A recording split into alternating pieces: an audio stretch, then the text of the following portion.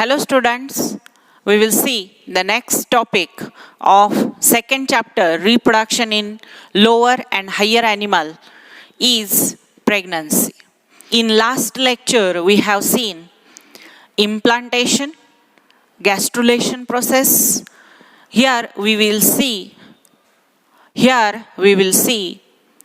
pregnancy. Before it, we will see what is stem cells. Stem cells means cells which are undifferentiated somatic cells. Stem cells means undifferentiated somatic cells. Somatic cells means other than sex cells. All body cells are called as somatic cells. These are undifferentiated cells, and it divide and redivide, forms more cells of same type or can differentiate in other cells.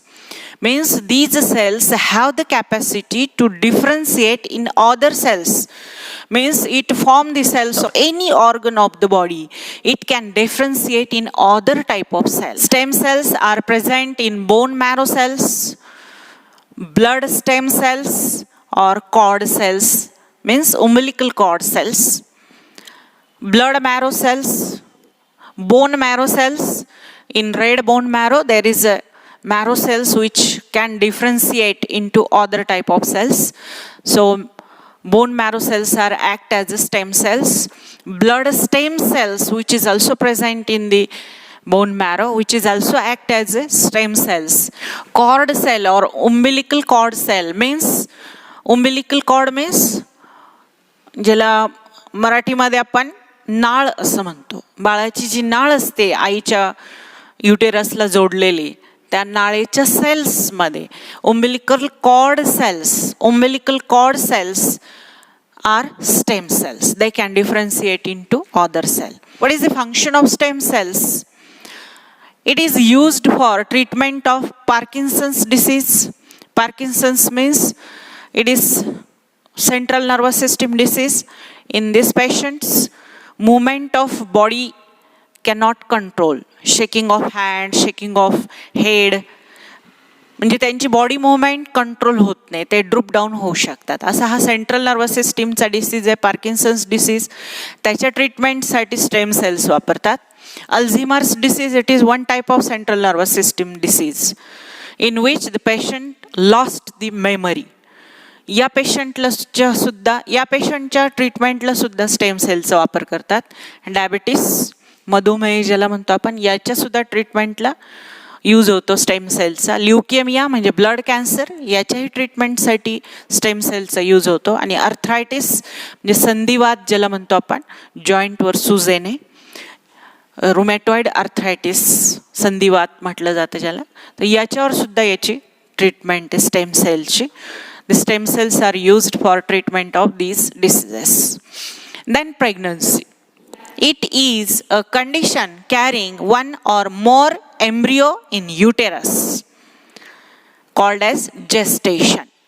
अशी condition की ज्याच्यामध्ये uterus एक किंवा एकापेक्षा जास्त embryo carry करतो, याला म्हटलं जातं प्रेग्नन्सी किंवा gestation. It is the period between fertilisation to parturition. म्हणजे जेव्हा एग्ज आणि स्पर्म फर्टिलाइज झाले म्हणजे प्रेग्नन्सी स्टार्ट झाली, तेव्हापासून ते पार्च्युरेशन म्हणजे चाइल्डची ॲक्च्युअल बर्थ, याच्यामधला जो पिरियड आहे म्हणजे gestation. Period between fertilisation and parturition called as gestation period. Average period of pregnancy in human being last for 266 days from fertilization. म्हणजे फर्टिलायझेशन झाल्यानंतर किती दिवस लागतात, 266 डेजचा हा पिरियड आहे. आणि जर लास्ट मेन्स्ट्रुअल सायकल पासून आपण काउंट केलं तर 280 डेज होतात. कारण पहिले 14 डेज म्हणजे पहिल्या दिवसापासून मेन्स्ट्रुअल सायकलच्या 14th डे पर्यंत, कारण ओव्हुलेशन कधी होता, on the 14th day. So याच्यामध्ये आपण ॲड केले 14, तर किती होतात मग 280 days from last menstrual cycle. This is the average period of gestation. Means approximate period of pregnancy is 9 months.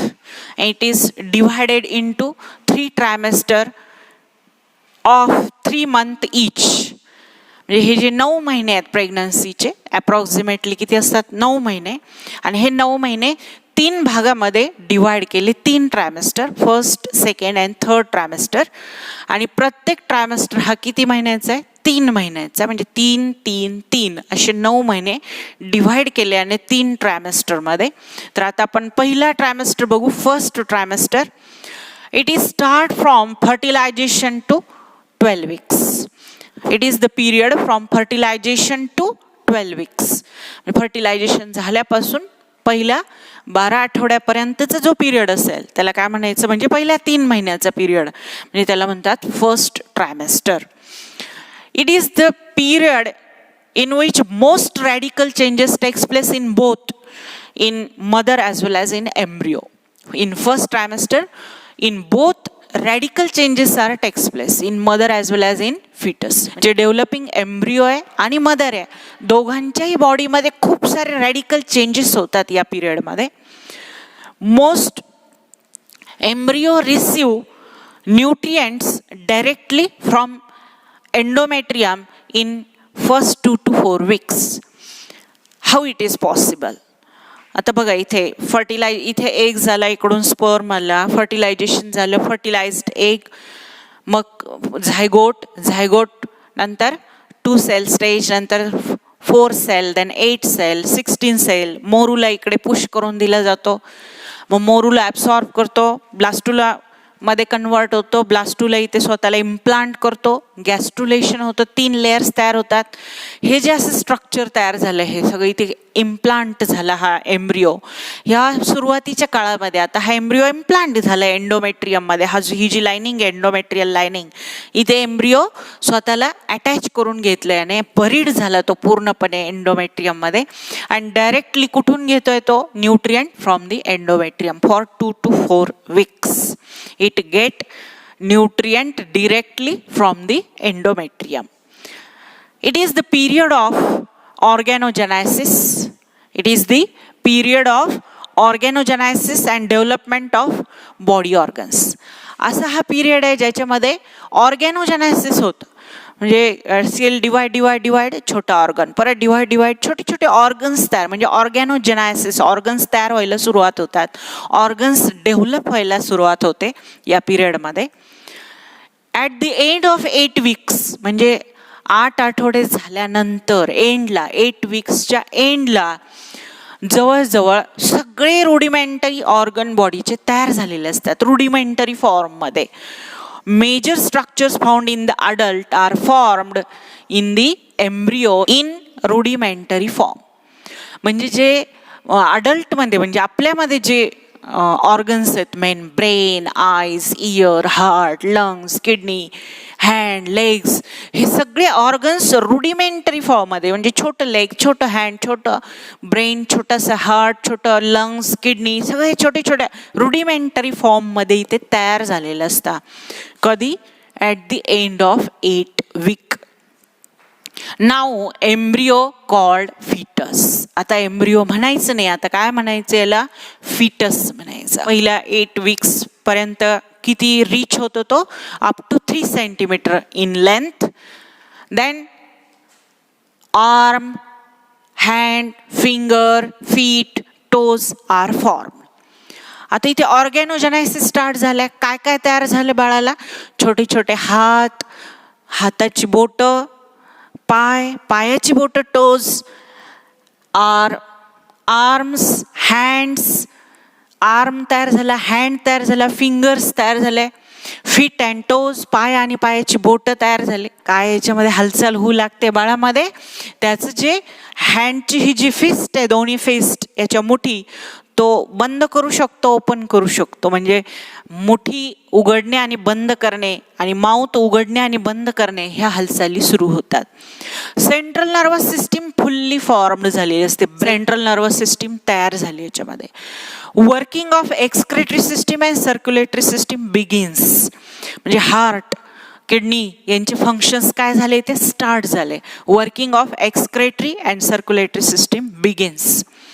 Movement of fetus begins but mother can't feel it. आता बाळाची movement चालू झाली, बाळ थोडं थोडं हात उघडतंय, मुठी उघडतंय, बंद करताय, थोडीशी मुवमेंट हाताची पायाची हालचाल करू लागले फिटस, परंतु मदरला ते अजून फील होत नाही. Mother cannot feel it. स्टेथोस्कोपच्या सहाय्याने आपण बाळाचे हार्टबीट सुद्धा हर्ड करू शकतो. आफ्टर 6 वीक, म्हणजे 6 महिन्याचे जर झाले आता बाळ, after 6 weeks we can heard heartbeat of fetus. At the end of first trimester, fetus reach up to 7 to 10 centimeter long. Length of fetus is 7 to 10 centimeter. What are the changes takes place in mother's body in the first trimester? In mother, progesterone level become high. Menstrual cycle sustain or temporarily stop till the parturition takes place. म्हणजे जोपर्यंत बाळाची birth होत नाही तोपर्यंत menstrual cycle काय झाली, stop. Menstrual cycle stop होणे म्हणजेच प्रेग्नन्सीचा साईन असतो तो. तर हा मेन्स्ट्रुअल सायकल इथे काय होते, स्टॉप होते. कारण इथे एंडोमेट्रियम वॉल काय झालं, इथे एंडोमेट्रियम मध्ये हे फिटस अटॅच झालं, इम्प्लांटेशन झालं. इथे हा जो कार्पस ल्युटियम आहे हा इथेच आहे, प्रोजेस्टेरॉन सिक्रेट करतो 6 मंथ पर्यंत.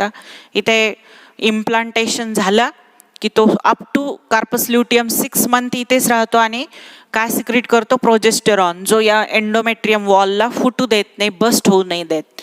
म्हणजे एंडोमेट्रियम वॉल बस्ट नाही झाला मीन्स नो मेन्स्ट्रुअल सायकल, म्हणजे मेन्स्ट्रुअल सायकल इथे काय होते, स्टॉप. इथे फर्टिलायझेशन झालं, इम्प्लांटेशन झालं की मेन्स्ट्रुअल सायकल काय होते, स्टॉप होते, सस्टेन होते. हा एक मेन चेंज असतो. मदर जोपर्यंत बाळाला बर्थ करत नाही तोपर्यंत मेन्स्ट्रुअल सायकल स्टॉप होते, टेम्पररली सस्टेन होते ती. And progesterone level become high. Rapid changes takes place in the mother's body. Progesterone level, high progesterone level initiate the changes in reproductive system. ही जी वाढलेली प्रोजेस्टेरॉनची लेवल आहे ही मदरमध्ये खूप सारे बदल घडून आणते, रिप्रोडक्टिव्ह सिस्टीम मध्ये बदल करते. प्लासंटा तयार होतो, मॅटर्नल पार्ट असतो प्लासंटाचा, तो प्लासंटा निम्मा भाग, प्लासंटा म्हणजे डिस्क असते, ज्या डिस्कच्या साह्याने इथे डिस्कॉइड स्ट्रक्चर असता, ज्या डिस्कच्या साह्याने इथे हा फिटस अटॅच असतो. ही जी डिस्क आहे याचा हा हाफ पार्ट मदरच्या बॉडीपासून म्हणजे एंडोमेट्रियम पासून तयार होतो आणि हा जो हाफ पार्ट आहे हा फिटस पासून तयार होतो, हा प्लासंटा. या प्लासंटाचा हा जो निम्मा भाग आहे मदर पासून तयार होणारा तो इथे तयार व्हायला सुरुवात होते. Maternal part of placenta grows and uterus become large. जो पार्ट आहे प्लासंटाचा मॅटर्नल पार्ट तो तयार व्हायला सुरुवात होते, ज्याला उंबिलिकल कॉर्ड जोडलेले असते, नाळ जोडलेली असते. ती नाळ बाळाच्या नाभीमधून त्याच्या पोटामध्ये आर्टरीज घेऊन जाते. तर इथे आपल्या बेंबीला इथे जोडलेली असते हे उंबिलिकल कॉर्ड, ही ती प्लासंटाच्या मध्यभागी अटॅच असते.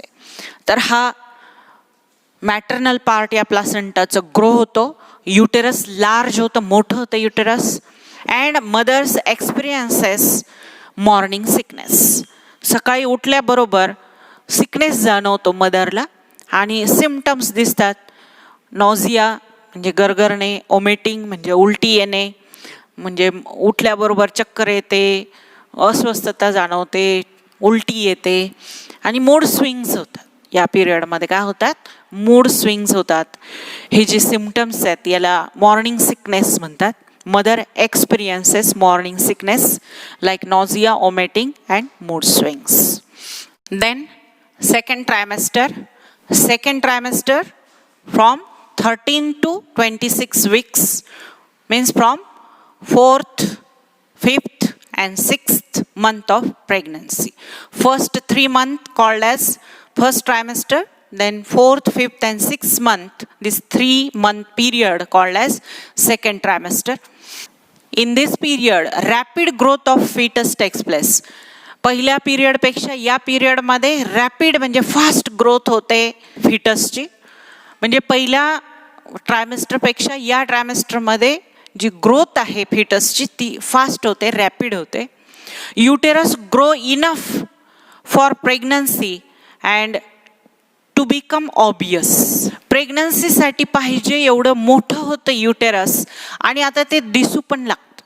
पहिल्या 3 महिन्यापर्यंत पोट दिसत नाही, मदरचा प्रेग्नन्सी आहे असं पोट दिसत नाही, परंतु 4th मंथपासून म्हणजे या 2nd ट्रायमेस्टरमध्ये मदरचं जे पोट आहे ते दिसू लागतं. Fetus is very active in this period and it reach up to 30 centimeter in length.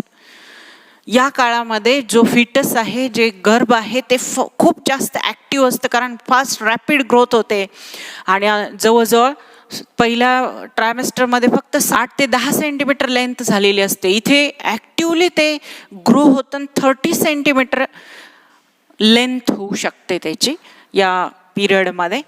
Development of brain begins, म्हणजे इथे ब्रेनची डेव्हलपमेंट व्हायला सुरुवात होते. हार्मोन्स लेवल स्टॅबिलाइज्ड, इथे हार्मोनची लेवल स्टॅबिलाइज होते, इथे वाढत कमी किंवा जास्त हार्मोन्स होत नाही. इथे HCG जो असतो ह्युमन कोरियॉनिक गोनॅडोट्रोपिन हार्मोन, हा डिक्लेन करतो कार्पस ल्युटियमला, त्याच्यामधलं हार्मोनचं सिक्रिशन कमी करतो. कार्पस ल्युटियम प्रोजेस्टेरॉन सिक्रिट करतो, त्याला हा कमी करतो त्याचं प्रोडक्शन. या कार्पस ल्युटियमला रिग्रेस करता, डिटेरिओरेट्स करतं, म्हणजे डिस्ट्रॉय होतं. इथे कार्पस ल्युटियम हळूहळू डिॲक्टिवेट होऊ लागता, डिस्ट्रॉय होऊ लागतं, रिग्रेस होऊ लागतं. कोणामुळे? HCG मुळे. का बरं असं होत आहे? कारण हार्मोनची लेवल स्टॅबिलाइज झाली आहे. जो कार्पस ल्युटियम प्रोजेस्टेरॉन सिक्रिट करत होता प्रेग्नन्सी मेंटेन करण्यासाठी, कारण वॉल फुटू द्यायचा नाही, एंडोमेट्रियम वॉल तिथे तसाच ठेवायचा, तो बस्ट झाला की ॲबॉर्शन होऊ शकतं, म्हणून तो वॉल बस्ट होऊ द्यायचा नाही, फुटू द्यायचं नाही. हे काम कोण करता? प्रोजेस्टेरॉन. आता या कार्पस ल्युटियम ऐवजी प्रोजेस्टेरॉन कोण सिक्रिट करताय? प्लासेंटा. म्हणून या पूर्ण कार्पस ल्युटियमची जागा कोणी घेतली आहे? प्लासेंटाने घेतली आहे. तो हार्मोन आता प्रोजेस्टेरॉन हार्मोन सिक्रिट करतोय, म्हणून हा कार्पस ल्युटियम काय केलं जातो? रिग्रेस केलं जातो, तो डिक्लीन होतो, हळूहळू त्याचं काम कमी होतं. कारण पूर्ण जागा आता कोणी घेतली आहे? Placenta completely take over the production of progesterone. Ultrasound केलं जातं, याच्यामध्ये सोनोग्राफी केली जाते या पिरियडमध्ये. near about 18 to 20 weeks, after 18 to or in between 18 to 20 weeks sonography किंवा अल्ट्रासाऊंड केलं जातं मदरचा, ज्याच्यामध्ये बेबीची ग्रोथ आणि पोझिशन कळते आपल्याला. अल्ट्रासाऊंड म्हणजे सोनोग्राफी म्हणतो आपण याला. याच्या सहाय्याने बाळाच्या पोझिशन कुठे आहे युटेरसमध्ये, कुठे अटॅच आहे, ते फंडसला अटॅच आहे का, खाली बॉडीमध्ये अटॅच आहे, कुठे पोझिशन कशी आहे, ट्रान्सवर्स आहे का, ऑब्लिक आहे, बाळ आडवं आहे का, इनव्हर्स आहे, उलटी पोझिशन आहे का, बाळाची राईट पोझिशन आहे, ही इथे पोझिशन कळते बाळाची. फिटस बेबीची पोझिशन आणि त्याची ग्रोथ कळते सोनोग्राफीमुळे. It also estimate due date of delivery. आणखी काय कळतं आपल्याला सोनोग्राफीमुळे? तर हे सोनोग्राफी आपल्याला काय देते? अल्ट्रासाऊंड काय देत आहे? Due date of delivery. या काळामध्ये आपल्याला डिलिव्हरी कधी होणार आहे एक्झॅक्ट डेट दिली जाते की ही डेट असेल डिलिव्हरीची. Estimate the due date of delivery by sonography. या पिरियडमध्ये बेबी मुवमेंट करतं आणि ही मुवमेंट इझिली फेल्ट करते मदर. पहिल्या ट्रायमेस्टरमध्ये मूव्ह करतं बेबी, आतमधलं जे फिटस आहे ते मुवमेंट करता, फिस्ट उघडझाप करणे, हातापायाची थोडी हालचाल करणे, परंतु मदर ती फील करू शकत नाही. परंतु इथे या पिरियडमध्ये बेबीची मुवमेंट इझिली फेल्ट होते मदरच्या साह्याने. मदर ती इझिली फेल्ट करू शकते बेबीची मुवमेंट. किक मारणे, लात मारली वगैरे तर अशी, किंवा हात हालचाल केली, हाताची हात जोरात ढकललं गेलं, तर अशी जी मुवमेंट आहे तर ती इथे मदर काय करते? फील करते या पिरियडमध्ये. What is the changes takes place in the fetus? Head has hairs.